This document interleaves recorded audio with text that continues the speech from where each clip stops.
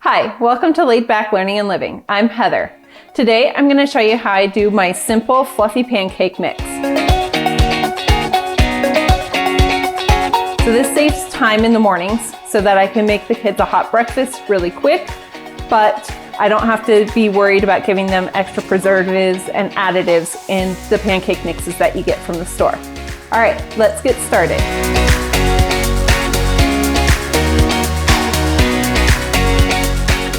First, to start off, I'm going to gather our ingredients. It's a pretty simple list.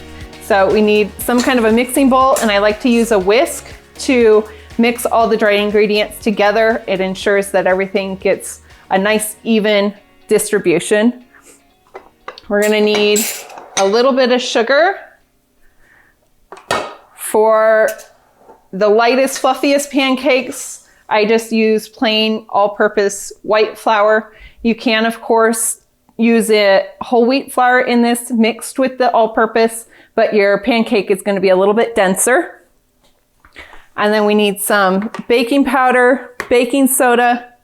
I like to throw in a little bit of cinnamon, and then you're going to need some kind of a container to put your completed pancake mix in, along with measuring spoons and a couple measuring cups.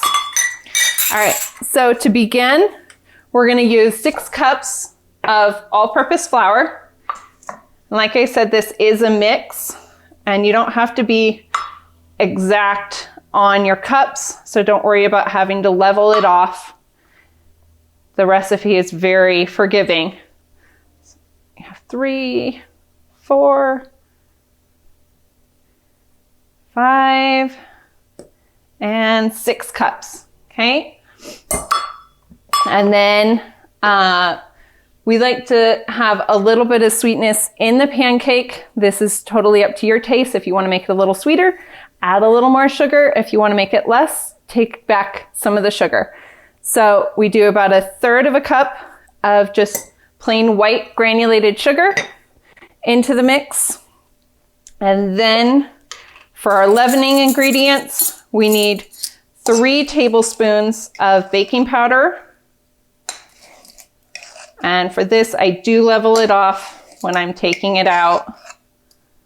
All right, there's that. And then we need 2 teaspoons of baking soda.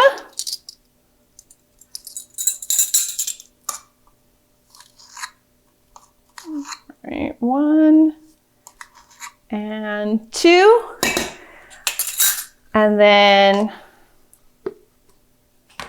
1 teaspoon of salt.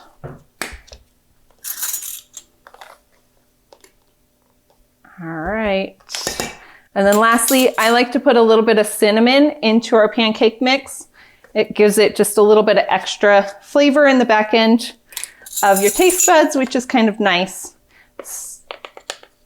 And the cinnamon, and again, that is optional. This recipe is really forgiving. And then I just use a whisk to incorporate everything together and ensure that it's all nicely combined. All right. And I have just a glass jar that we have labeled for the pancake mix that I like to store it in. I like to use this silicone mason jar funnel to be able to pour the ingredients so that it makes it really simple and I have a little bit less mess. And then I'll just use my measuring cup that I just used to fill up my container.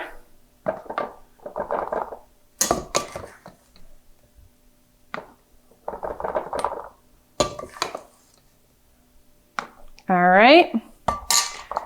And I leave a little bit of space in mine because I then like to put a scoop in there to make getting it out real easy.